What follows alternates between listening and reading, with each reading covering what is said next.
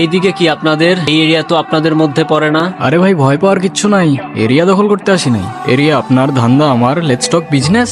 এই এরিয়াতে ধান্দা করতে হইলে নিজেরে প্রুফ করা লাগে ব্রাদার। সেই জন্যই তো আসলাম ভাই, চলেন খেলি।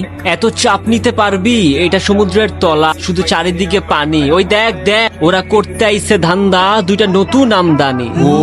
আমার হোমিজ আমার সাথে, আমি তোর পথের কাটা। এখানে ডিল করতে আসছোস, মাসে কত কামাস কাকা?